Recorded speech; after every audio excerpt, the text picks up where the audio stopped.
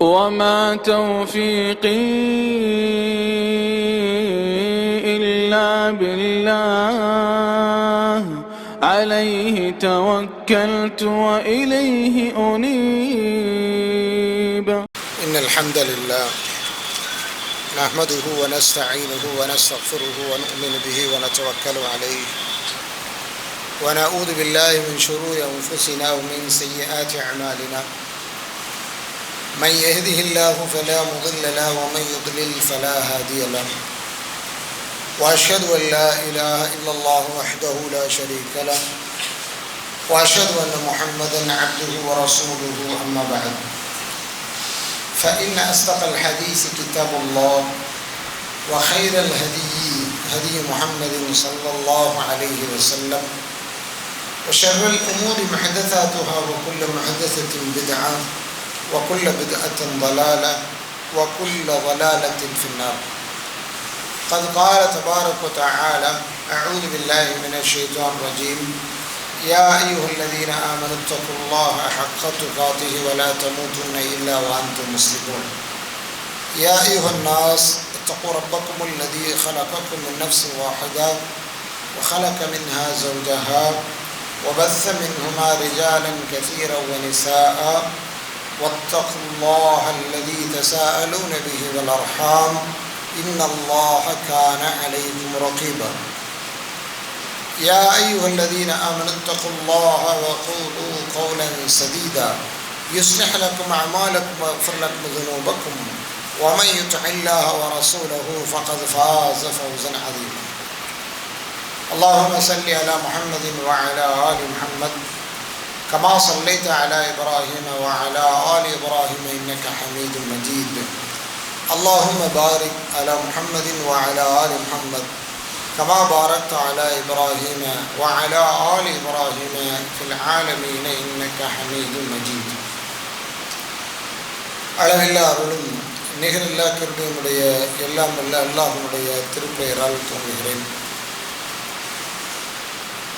அல்லாஹ்வுடைய அளப்பெரும் கருணையினால் முஸ்லிம்களாகி நம் மீது பேரருளாளாகிய அல்லாஹ் கடமையாக ஆக்கியிருக்கக்கூடிய ஜும்மாவின் ஒன்றுகூடல் மூலம் அல்லாஹ்வை தியானிப்பதற்காக அல்லாஹ்வுடைய அருள் நிறைந்த இந்த ஆலயத்திலே ஒன்று கொண்டிருக்கிறோம்.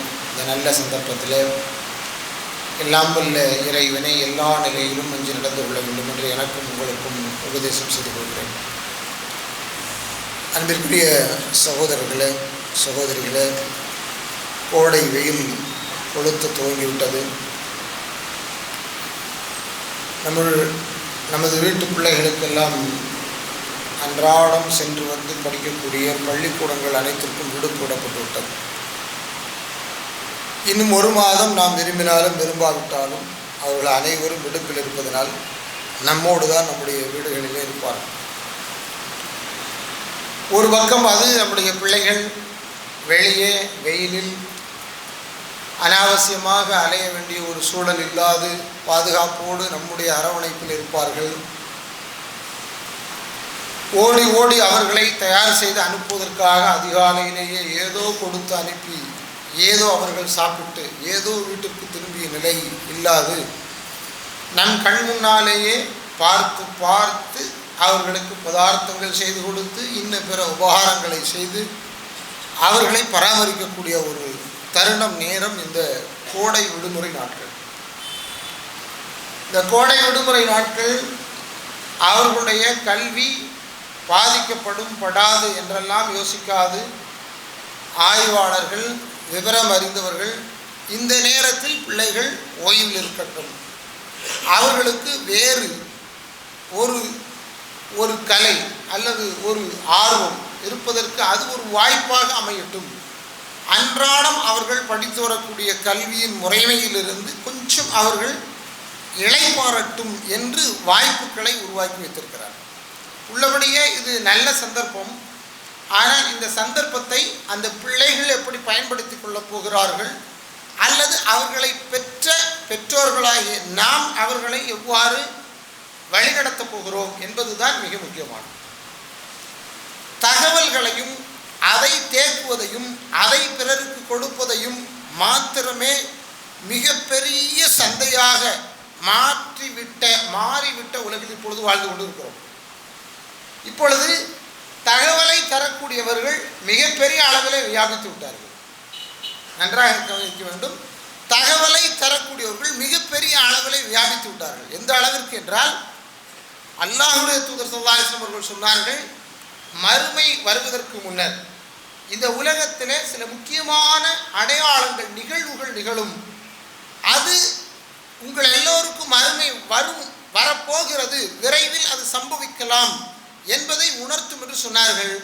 அந்த பேர் அடையாளங்களில் ஒன்று கத்ரத்துல் அக்லாம், பேனாக்கள் பெருகுவது என்று சொன்னார்கள். பேனாக்கள் பெருகுவது என்று சொன்னார்கள். கொஞ்சம் யோசித்து பாருங்கள். பேனாக்கள் என்று பெருகி கொண்டிருக்கிறதா? ஒரு காலம் இருந்தது, ஒரு சர்டிஃபிகேட், ஒரு சான்றிதழ் வாங்க வேண்டும் என்றால் அது சம்பந்தப்பட்ட அந்த அலுவலகத்திற்கு நாம் செல்ல வேண்டும். அங்கே நாம் காத்து கிடக்க வேண்டும். அங்கே ஒரு ஜாதி சான்றிதழோ அல்லது ஏதேனும் ஒரு சான்றிதழோ அரசு சார்ந்த துறைகளிலே வேண்டும் என்றால் அதில் கைச்சாத்திடுவதற்கு அவர்கள் காத்திருப்பார்கள். வேற ஒரு வேலை இல்லை, எல்லாம் ரெடியாகிடும். ஒரு கையெழுத்து மட்டும்தான் அந்த சம்பந்தப்பட்ட அதிகாரி அலுவலர் இட வேண்டி இருக்கும்.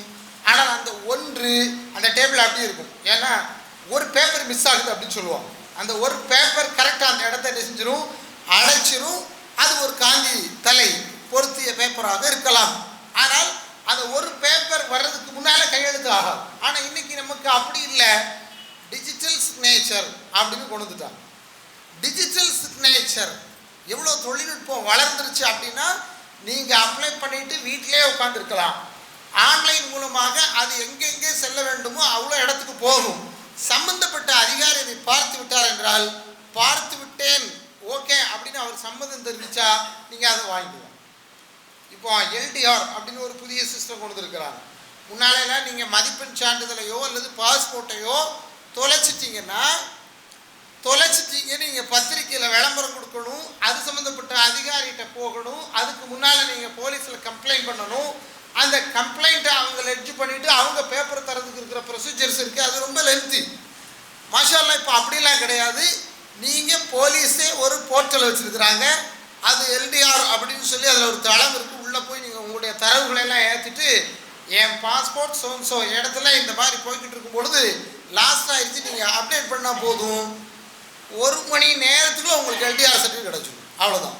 எவ்வளவு தூரம் முன்னேறி இருக்கிறது. இங்கே பேனா குறைந்து இருக்கிறதா கூடி இருக்கிறதா என்று பார்த்தால் பேனாவும் அதன் பயன்பாடும் குறைந்து இருக்கிறது. ஆனால் அல்லாஹ்வுடைய தூதர் ஸல்லல்லாஹு அலைஹி வஸல்லம் அவர்கள் சொன்னார்கள், பேனா பெருகும் என்று. பேனா எப்படி பெருகுது தெரியுமா?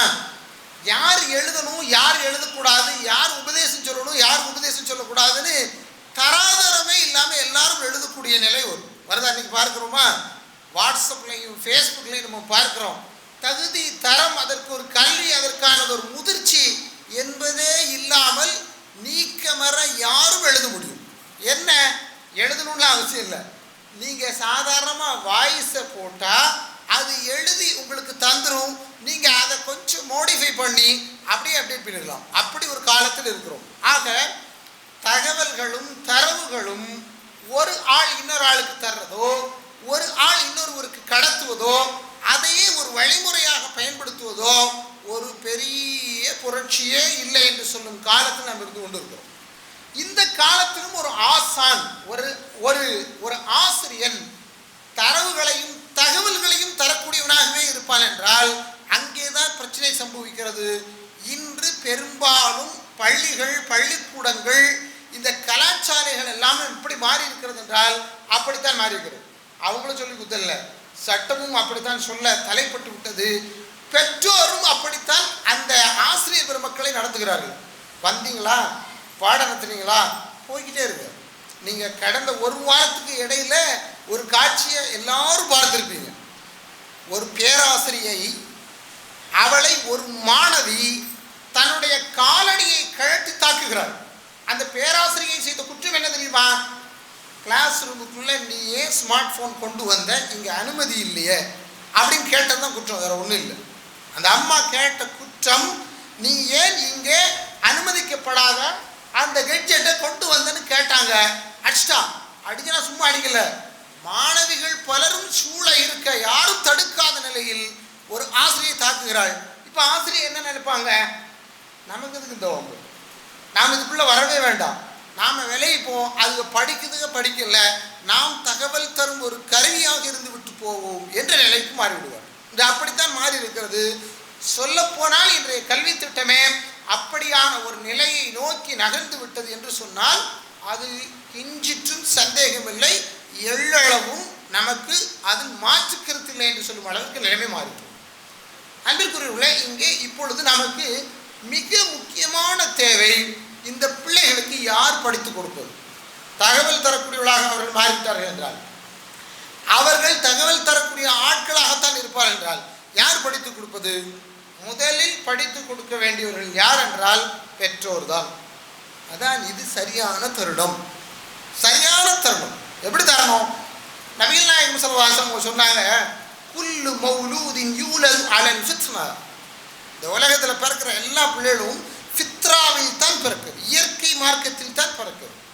இறைவன் எதனை ஏற்று வாழும்படியாக இயல்பில் அவர்களுக்கு உருவாக்கினானோ அதில் தான் அவர்கள் பிறக்கிறார்கள். ஃபஅபவாஹு யுஹப்பிதானிஹி அவ் யுனஸ்ஸிரானிஹி அவ் யுமஜ்ஜிசானிஹி. அவருடைய பெற்றோர்கள் இருக்கிறார்களே, அவர்கள் தான் அந்த பிள்ளைகளை, அவர்கள் மஜூசிகளாக நெருப்பு வணங்கிகளாக இருந்தால் அப்படியே வளர்த்து விடுகிறார்கள். அவர்கள் நசாராக்களாக இருந்தால், அவர்கள் யூதர்களாக இருந்தால் அவர்களுடைய பாரம்பரியத்தின்படி அவர்களுடைய பிள்ளைகளை வளர்த்து விடுகிறார்கள்.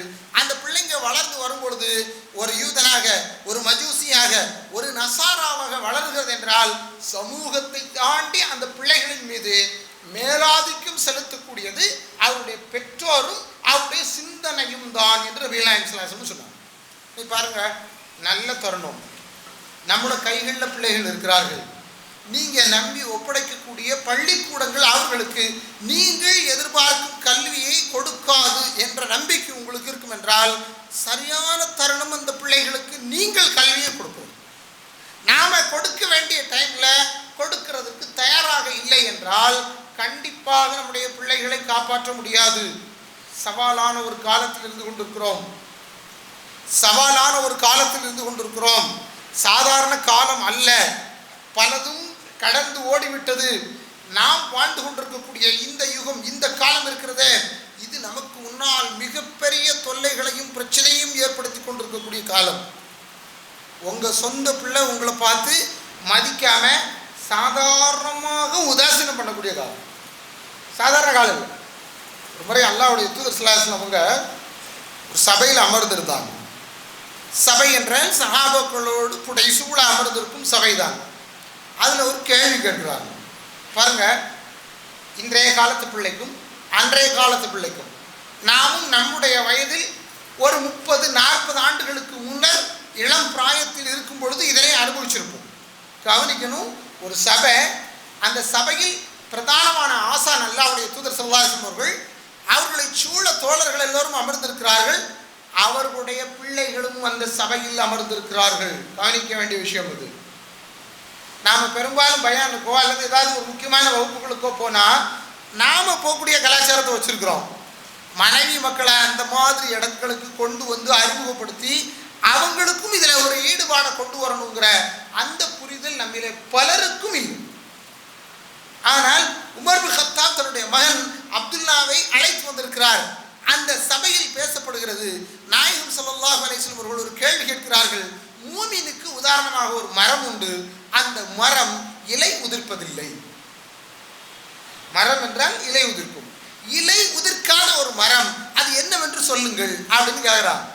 எல்லாரும் ஒருத்தர் பார்க்குறாங்க. சஹாபாக்கள்கிட்ட ஒரு உயர்ந்த பண்பு இருந்தது.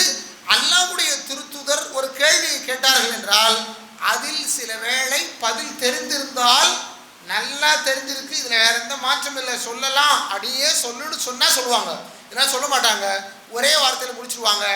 அல்லாஹு ரசூலுஹு அலம், அல்லாஹ்வுக்கும் அவருடைய தூதருக்குமே தெரியும், எங்களுக்கு தெரியாது சொல்லுவோம். ஏன்னா நாம் ஒன்று சொல்ல போய் அல்லாஹ்வுடைய தூதர் ஒரு பதிலை சொன்னார்கள் என்றால் அதுதான் சரி, நான் சொன்னது தேவையில்லாதது என்று ஆகும் என்று நாவை அடக்கிக் கொள்வார்கள். சபை என்று வந்தால் நாவடக்கம் என்பது எவ்வளவு முக்கியமானது என்பதை அந்த பெருமக்கள் விளங்கி இருந்தார்கள். அமைதியாக இருந்தாங்க. நபி ஸல்லல்லாஹு அலைஹி வஸல்லம் சொன்னாங்க, அது என்ன தெரியுமா, அது பேரித்த மரம், அப்படின்னு சொல்லிட்டாங்க. இந்த நிகழ்வெல்லாம் முடிந்து விட்டது. வீட்டுக்கு வந்தாச்சு.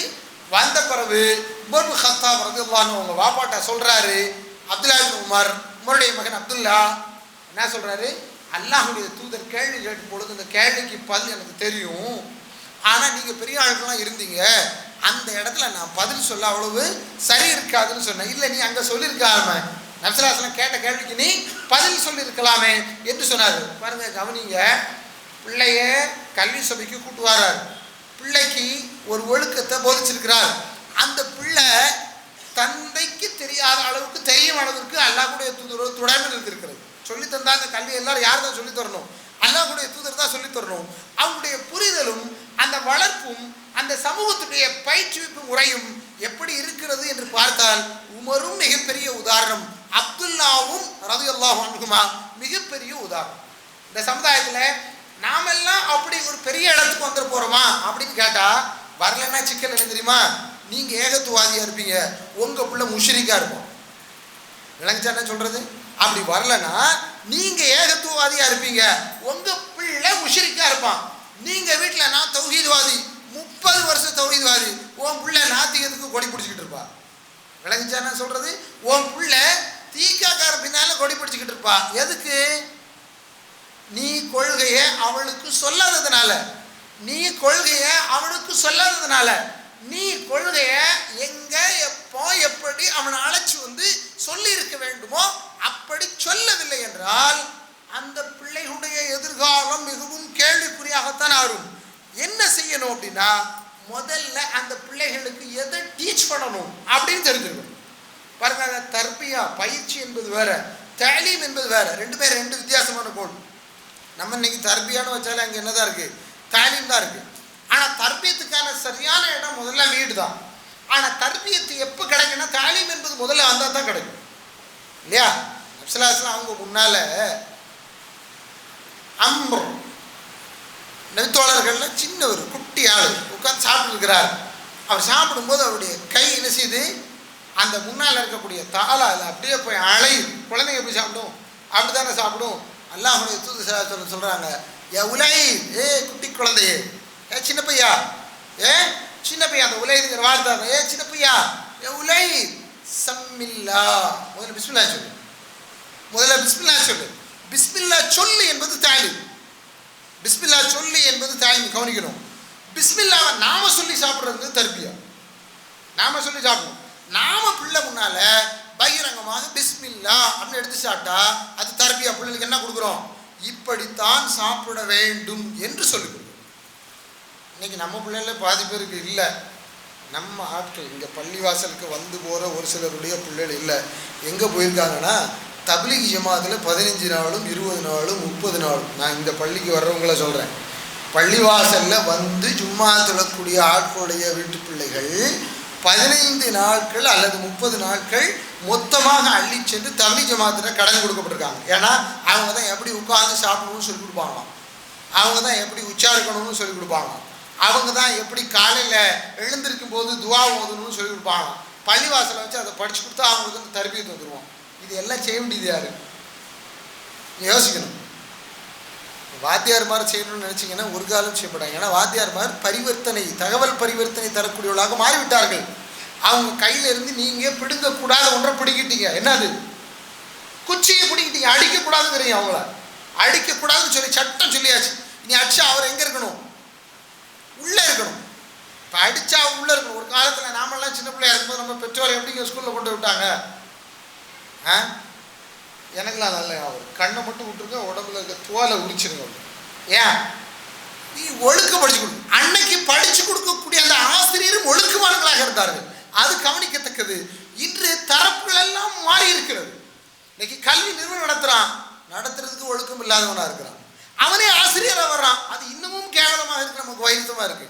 என்ன நடக்கும்? ஒரு கட்டத்துக்கு மேல இப்படிப்பட்டவர்கள்ட்ட படிக்கணுமா, படிக்கிறது சரியா வருமா, அது நன்மையை தருமா சமூகத்துக்கு அப்படின்னு கேட்கக்கூடிய ஒரு நிலை என்ன செஞ்சிருந்து உருவாகி விடுகிறது. அன்பிற்குரியவர்களே, நிலைமை மிக மோசமாக இருக்கிறது. அப்போ எங்கே இருந்து ஆரம்பிக்க வேண்டியிருக்கு அப்படின்னா, பிள்ளைகள் இப்போ நம்ம கையில் இருக்கிறாங்க. நாம் அந்த பிள்ளைகளுக்கு அப்படி படிச்சு கொடுக்குறோம். நாம் அந்த பிள்ளைகளுக்கு எப்படி படிச்சு கொடுக்குறோம், எப்படி வாய்ப்பை பயன்படுத்துறது அப்படிங்கிறதா ரொம்ப மிக முக்கியமான ஒரு தருணம். அபி ராஃபியா அப்படிங்கக்கூடிய ஒரு சஹாபி அறிவிக்கக்கூடிய செய்தி. இந்த செய்தியை நீங்கள் பல காலம் கேள்விப்பட்டிருப்பீங்க. ஆனால் அந்த செய்தியில் ஒரு உன்னதமான தத்துவம் இருக்குது, அதனால சொல்கிறேன். ஆனால் அந்த செய்தி தைஃபான செய்தி. இமாம் அல்பானி ரஹிமஹுல்லாஹ் அவர்கள் உட்பட தைஃப்னு சொல்கிறாங்க. சயீத் அல் கஹ்தானி, இந்த பேர் உங்களுக்கு எல்லாருக்கும் ஞாபகத்தில் இருக்கும்னு நினைக்கிறேன். சயீத் அல் கஹ்தானி அவர் தான் எல்லார் கையிலையும் வீட்டில் ஒரு புக்கு இருக்குது. அந்த புத்தகத்துடைய தொகுப்பாளர் ஹஸ்னுல் முஸ்லீம், முஸ்லிமின் அரண் அப்படின்னு சொல்லி ஒரு துவா புத்தகத்தை எழுதுகிற அவர் தான். அவர் இந்த செய்திக்கு விளக்கம் தருகிறார். செய்தி என்ன தெரியுமா? செய்தி அன்னை ஃபாத்திமா ஹசன் ரலியல்லாஹு அன்ஹு அவர்களை ஈன்றெடுத்த தருணத்திலே அல்லாஹுடைய தூதர் ஹசனை கையில் எடுத்து காதில் பாங்கு விழித்தார்கள். இந்த ஹதீஸ் வைஃப். இந்த ஹதீஸை வைஃப்னு சொல்லி நம்ம காலகாலமாக சொல்லிக்கிட்டு இருக்கிறோம். ஏன்னா எப்போ அந்த ஹதீஸ் லைஃப்னு தெரிஞ்சதோ அப்போ இருந்தே நம்ம இந்த பிரச்சாரத்தை சொல்றோம். வைஃப் இதை சொல்ல முடியாது. ஒரு பிள்ளை கண்டிப்பாக எப்படி வர முடியாது? எழுந்திருச்சு இப்போ எங்கே வர முடியாது? பள்ளிக்கு வர முடியாது. பள்ளிக்கு வருகிறவர்களுக்கு தான் அதான், அப்படிதானே? பள்ளிக்கு வருகிறவர்களுக்கு தான் அதான். நீங்கள் லாஜிக்கை பார்த்தாலும் இடுக்கி, ரிவாயத்தை பார்த்தாலும் இடுக்கி, அதை நம்ம எடுக்க முடியாது அப்படின்னு சொல்லி அந்த ரிவாயத் லைஃப்னு சொல்லி பிரச்சாரம் பண்ணோம். சயீத் அல் கஹ்தானி என்ன தெரியுமா சொல்கிறாரு? அவர் அழகான ஒரு வார்த்தையை சொல்கிறார். பாருங்க, பாங்கு சொன்னா யார் ஓடி போவா? பாங்கு சொன்னா யார் ஓடி போவா? ஷைத்தான் ஓடி போவா. எங்க இருந்து ஓடி போவா? எந்த இடத்துல பாங்கு சொல்லப்படுதோ அந்த இடத்துல இருந்து ஓடி போவோம் தானே? எந்த இடத்துல இருந்து பாங்கு சொல்லப்படுகிறதோ அந்த இடத்திலிருந்து ஷைத்தான் ஓடி போவான். நீங்க குழந்தைய எடுத்து அந்த குழந்தையுடைய காதுல அந்த பாங்குடைய வாசகத்தை எல்லாம் பாருங்க. அல்லாஹ் அக்பர், அல்லாஹ் அக்பர், அஷ்ஹது அல்லா இலாஹா இல்லல்லாஹ் வ அஷ்ஹது அன்ன முஹம்மது ரசூலுல்லாஹ், ஹய்யால ஸலா ஹய்யால் ஃபலாஹ் தவிர்த்துடுங்க.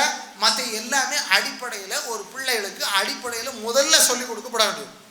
முதல்ல சொல்லிக் கொடுக்க வேண்டியது. அவர் அதிலிருந்து எடுத்து சொல்றாரு, அஷ்ஹது அல்லா இலாஹா இல்லல்லாஹ் அப்படின்னு காதில் விழுது, வ அஷ்ஹது அன்ன முஹம்மது ரசூலுல்லாஹ் அப்படின்னு விழுது.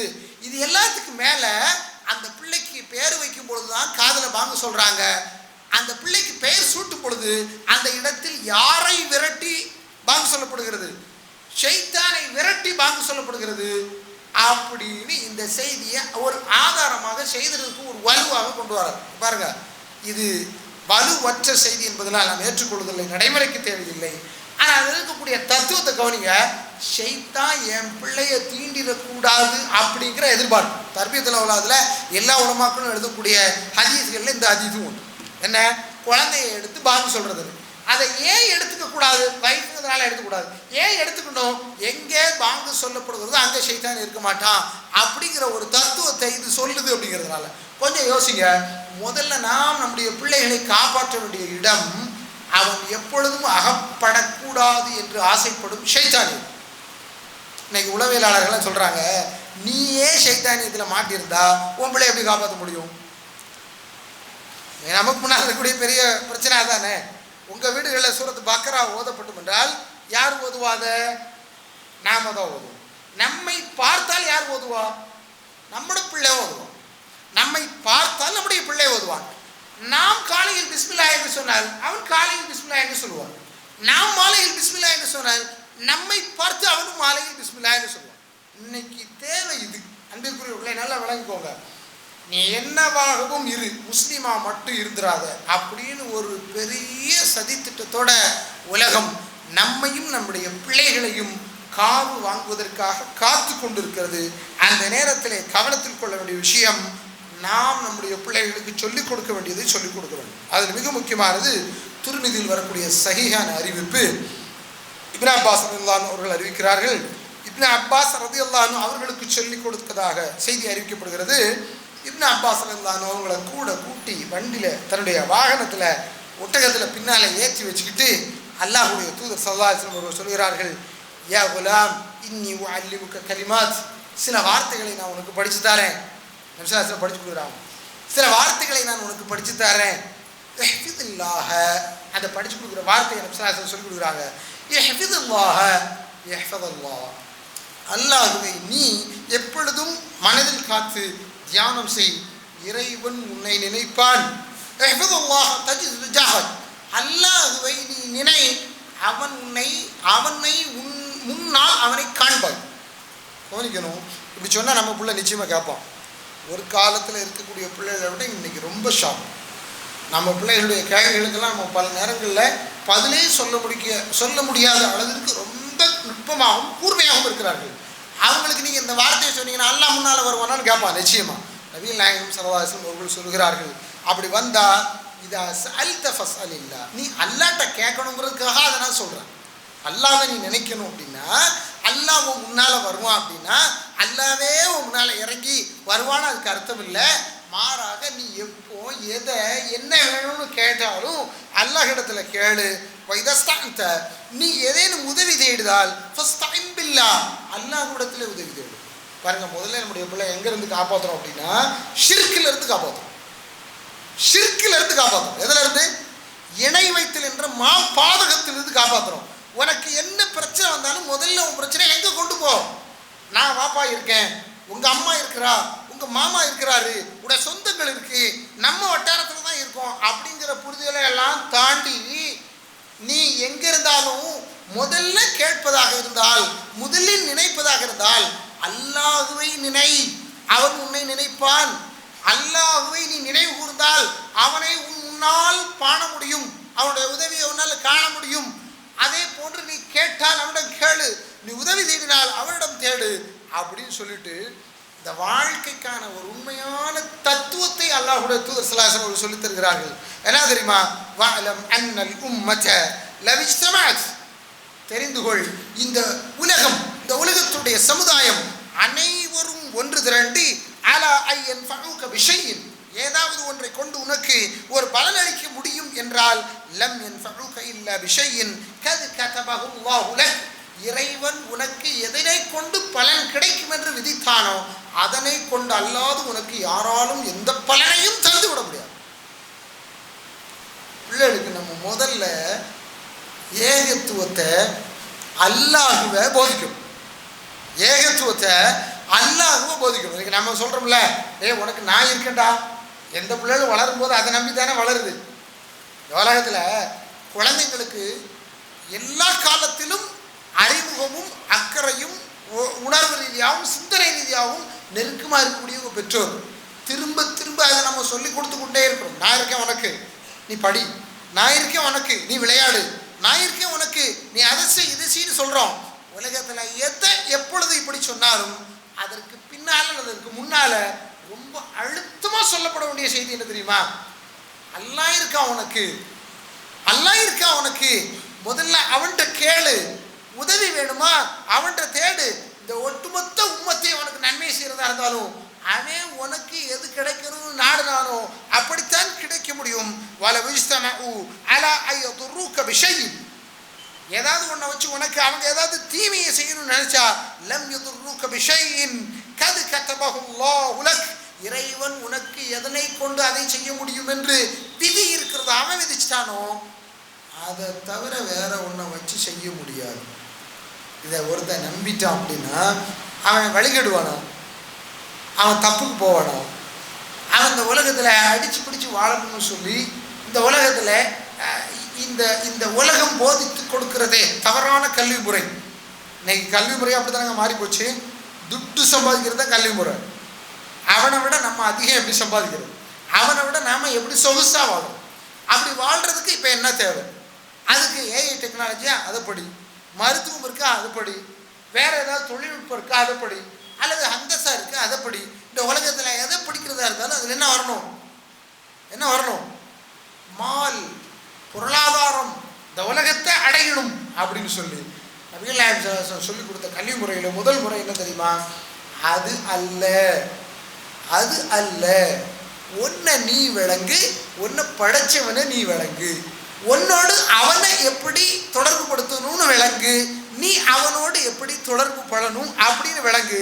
அதுதான் கல்வி என்று நபிகள் நாயகம் ஸல்லல்லாஹு அலைஹி வஸல்லம் சொல்லிவிட்டு ருஃபிஅத்தில் அக்லாம், எழுதும் பேனாக்கள் எழுதுபொருளில் இருந்து உயர்த்தப்பட்டு விட்டது, உயர்ந்துருச்சு.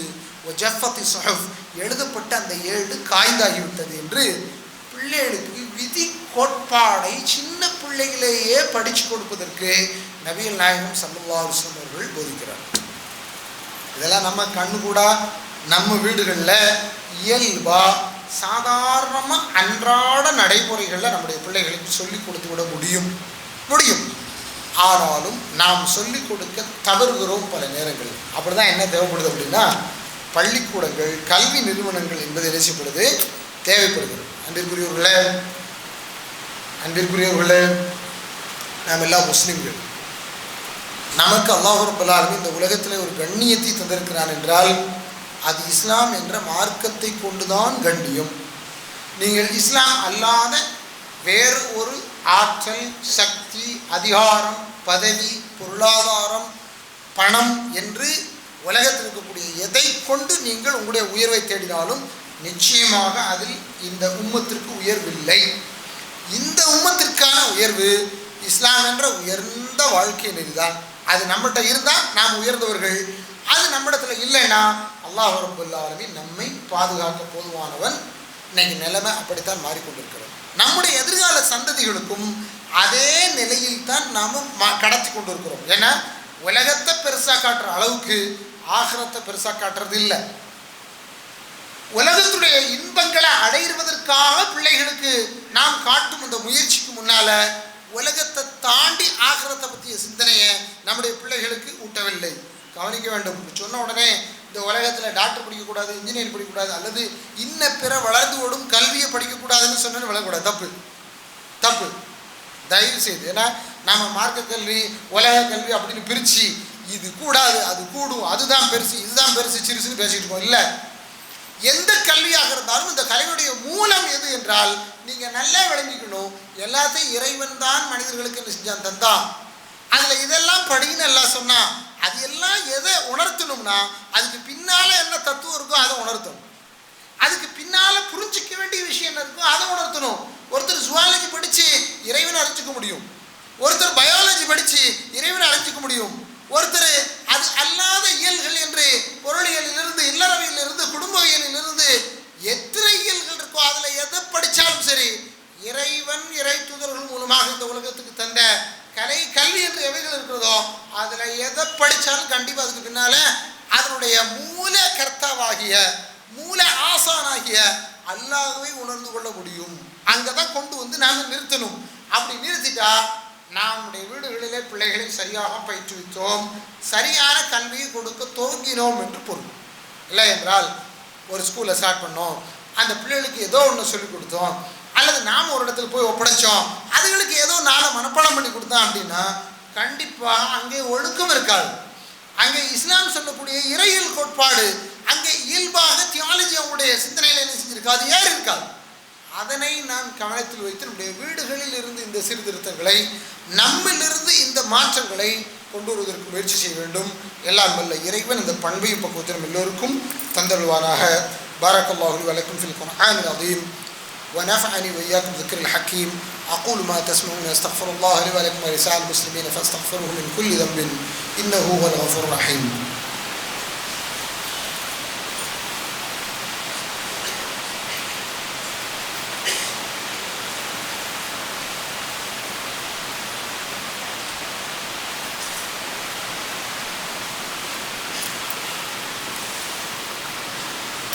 الحمد لله الذي هدانا لهذا وما كنا لنهتدي لولا أن هدانا الله.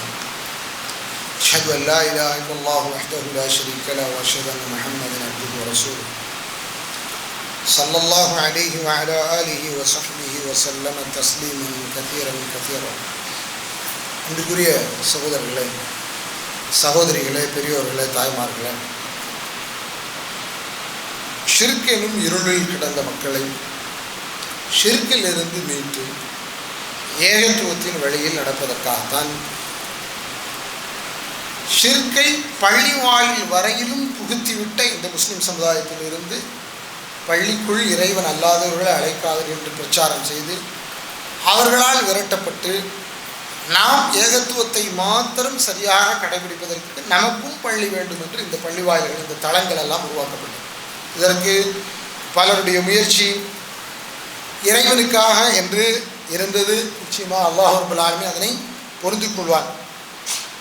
அந்த பெரும் முயற்சியினுடைய நீட்சி இந்த தளம் முஸ்லிம் உம்மத்தை, இந்த இஸ்லாமிய சமூகத்தை ஏகத்துவமயப்படுத்துவதற்காக, ஏகத்துவத்திற்குள்ளேயே இருந்து வாழ்வதற்காக பல கட்ட முயற்சிகளை எடுக்கிறது.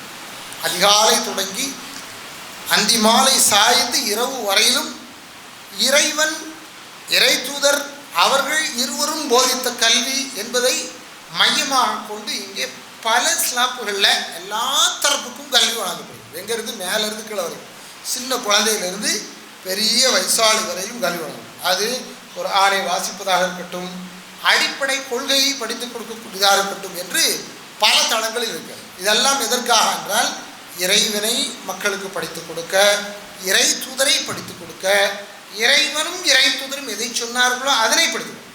அதனுடைய நீட்சியில் தான் நாம் நம்முடைய குழந்தைகளை பாதுகாப்பதற்காக இங்கே மக்தபு மதரசாக்களை உருவாக்கணும். அது 1, 2, 3, 4 அல்ஹம்துலில்லாஹ் பிரான்ச் வைஸ் போய்கிட்டு இருக்கு. அதுக்கு பாடத்திட்டம் மாநில தலைமை தகுந்து முறையான பாடத்திட்டங்களை கொண்டு வகுத்தப்பட்டு நடத்தப்பட்டு, அதனுடைய நீட்சி தொடர்ச்சியாக நம்முடைய ஜமாத்தின் மூலமாக ஒரு பள்ளிக்கூடம் துவங்குகிறோம் என்பது உங்களுக்கு எல்லாருக்குமே தெரியும். ஏன்னா பல அறிவிப்புகள் வரைக்கும் வந்துவிட்டது.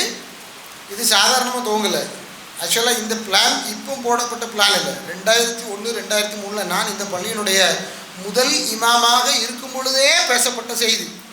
அது இப்பொழுது அப்பொழுது இப்படி அப்படி என்று அன்று இருந்த சூழலுக்கு நமக்கு போதிய ஆற்றலும் வலுவும் சூழ்நிலை சாதகமும் இல்லாத நிலையில் அது தள்ளி தள்ளி போச்சு.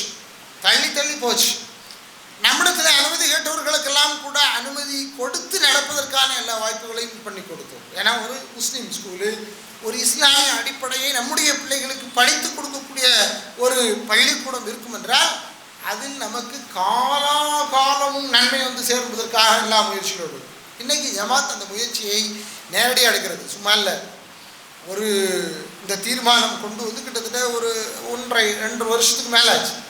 ஜமாத்துடைய எல்லா பொதுக்குழு உறுப்பினர்களும் கூடி உட்கார்ந்து இந்த பள்ளிக்கூடம் கொண்டு வரணும்னு ஒரு தீர்மானத்தை கொண்டு வந்து நம்முடைய ஜமாத்தின் பைலாவின் அஜெண்டாவில் இருக்கக்கூடிய அந்த அஜெண்டாவை நடைமுறைப்படுத்துகிற மாதிரி ஒரு பள்ளியை உருவாக்கணும். சரி, அதுக்கு இடம் தேடணும், அதுக்கான முதல்நிலை முயற்சிகள்லாம் எடுத்தோம். கிட்டத்தட்ட 7-8 மாதம் ரொம்ப பெரிய முயற்சி. நமக்கு சாதகமான எல்லா சூழலும் அமைய பெற்று வரணும் என்பதற்காகவே பல இடங்களை பார்த்தோம். சுப்ஹானல்லாஹ், இன்னா லில்லாஹி வ இன்னா இலைஹி ராஜிஊன். எவ்வளவு முட்டுக்கட்டைகள், அதற்கு எவ்வளவு அவதூறுகள், அதற்கு எதிரான எவ்வளவு முயற்சிகள், அது அவ்வளோத்தையும் அந்த சம்மந்தப்பட்ட ஆட்களோட பேசும்போது பார்த்தோம். இட ஓனரு, அந்த தளத்துக்கான பொறுப்பாளர்கள் யார் கையில் இருந்ததை வாங்க நமக்கு தேவைப்படுதோ அவங்கள்ட்ட போய் பேசும்போது அதற்கு பின்னால் ஹியல் சூழ்ச்சிகள் அதெல்லாம் பார்த்தோம். என்னன்னா ஒரு ஜமாத் மூலமாக ஒரு பள்ளிக்கூடம் வந்துடக்கூடாது. எவ்வளோ நல்ல எண்ணம் பாருங்க. கொஞ்சம் யோசிச்சு பாருங்களேன். நான் இன்னைக்கு என்னுடைய 8ஆவது வகுப்பு முடித்த பையனை 9ஆவது வகுப்பில் சேர்க்கறதுக்கு ஸ்கூலில் தேடிக்கிட்டு இருக்கிறேன். ஒரு நல்ல ஸ்கூல் இல்லை, அரசு ஸ்கூலு அப்படின்னு போனால் அங்கே எப்படி இருக்குன்னு நமக்கு தெரியுது. அது அல்லாத இன்னொரு பள்ளியை தேர்ந்தெடுத்தா, இன்னைக்கு காலையில் ஒரு தந்தையோடு அதை பேசிக்கிட்டு இருக்கும்போது 2 பேருமே எல்லா ஸ்கூல்லையும் ஆய்வு செய்கிறோம். தமிழ் மீடியம்னு 2 தான். தமிழ் மீடியம்ங்கிறது 2 தான் இருக்குது, 9க்கு மேலே. தனியார் பள்ளியில் 1-2 இருக்குது, அது ரொம்ப உருப்படி இல்லாமல் இருக்குது. எங்கே சேர்க்கிறதுன்னு தெரியாத அளவுக்கு நெருக்கடி இருக்குது. ஆனால் நம்முடைய கைகளில் ஒரு காலத்திலே ஸ்கூல் இருந்தது. அதை இந்த சமுதாயம் வார்த்தெடுத்து வளர்ப்பதற்கு தவறிவிட்டார்கள். இன்றைக்கி தேடி அலையக்கூடிய ஒரு நிலையில் நம்முடைய பிள்ளைகளை யாராவது ஒரு கிறிஸ்தவ மிஷனரி இருக்க, அல்லது ஒரு பொது தளத்தில், அல்லது வேறு யாரோ நல்ல தரமான கல்வி கொடுப்பார் என்று வரிசையில் காத்து கிடந்து வர்ற அந்த வாகனங்களில் அனுப்பக்கூடிய நிலை தான் இன்று நமக்கு சமுதாயத்தில் இருந்துட்டு. ரொம்ப வருத்தமான ஒரு சூழல். இதுக்கான காரணம், ஒரு காலத்தில் இருந்து கட்டியாக பொருளாதாரத்தை வச்சிருந்த பலரும் வருமானத்திற்காக அதனை வருமானம் ஈட்டும் பொருளாக மட்டும் பயன்படுத்திட்டாங்களே தவிர, இதை தாண்டி அல்லாஹ்வுடைய தூதர் சொன்ன சித்தாந்தத்திற்காக அதை எப்படி பயன்படுத்துறதுன்னு பயன்படுத்தணும். இதெல்லாம் யோசிச்சுட்டு தான் ஒரு ஸ்கூல் இப்போ நம்ம துவங்கியிருக்க ஸ்கூலு எடுத்தெடுப்பில் நேராக ப்ரைமரி, அப்புறம் மிடில் ஸ்கூல், அப்புறம் ஹை ஸ்கூல், அப்படி ஹையர் செகண்டரிலாம் இப்போ எடுத்தெடுப்பில் துவங்க முடியும். குறைஞ்சபட்சம் முதல்ல நாற்றங்கால் முதல்ல பாவி வச்சு பயிரை நல்ல முறையில் லேசாக வெளியே துளிர் விடும்போதே, வளரும் பயிர் தளிரிலே தெரியும்னு சொன்னாங்களே, அது தளிராக வரும் பொழுது அந்த பயிர் நல்லா வளருமா அப்படிங்கிற அந்த ஸ்டேஜை கொண்டு வருவோமான்னு சொல்லி ஒரு பள்ளிக்கூடம் துவங்கியிருக்கோம்.